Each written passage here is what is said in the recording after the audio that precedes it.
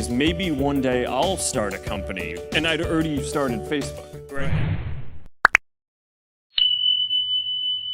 Because I knew nothing when I got started, right? I mean, you have to remember, I was 19 years old when I started Facebook, right? So, I mean, probably like the same age or younger than most of you guys. I think you would be young for this audience, actually. And I knew nothing about business at all, right? And I didn't even think that I was starting a company. I actually remember when I first came out here for the summer with Dustin because we wanted to learn from Silicon Valley companies. I remember driving up the 101 and seeing all these great companies and thinking to myself, oh wow, these are such amazing companies. Maybe one day I'll start a company. And I'd already started Facebook, right? And it like hadn't occurred to me that was actually, so.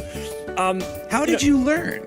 How did you learn well, just to from a lot of the people around me. But there's so many mistakes that just come from not. I mean, like I really knew so little at the time. I spent a bunch of time analyzing and reflecting on why it was that we were even able to do it, because all reasons suggest that we shouldn't have been able to do it, right? Because all these other companies had way more engineering power and servers and time and money and all this stuff. And I actually think that this is a pretty instructive thing for anything that you want to go do, because this is the same property is going to be true for anything that you guys start, is that someone else is going to have more resources and be able to do it. The reason why I think we actually ended up being the ones doing it is because we just cared way more about it than everyone else.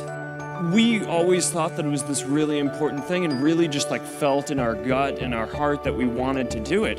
And early on there were always these skeptics saying that, oh, this can't be a business. We didn't actually care that much about it being a business early on. But a lot of the reason why bigger companies didn't invest in it was because it wasn't clear that there was a model that would work for it. It seemed like a bad idea. Yeah, and I actually think that that's true for a lot of the best ideas. Right, is that it's not that someone else can't do it, they actually can, and the odds are stacked against you, but I think often that belief in the fact that you just care so much about what you're doing is the only thing that kind of drives you to do it. And, to be honest, that kind of drives me to this day. I mean, one of the big emphasis points for the company right now is internet.org. And, for a while we had this rallying cry of, can we connect 1 billion people? And when we started talking about that, we thought that was crazy, right? It was way bigger than any service in the world that had been built, and it was 10 digits long, right? It's like it felt crazy. We'd never get to that. But then the thing is, as we started to actually get closer to that, we took a step back and we're like, all right, well, our mission isn't actually to get 1 in 7 people in the world to be connected. It's we want to connect everyone. So it's a big issue that only around 1/3 of the people in the world have access to the internet, and that's something that we think that we can do something about.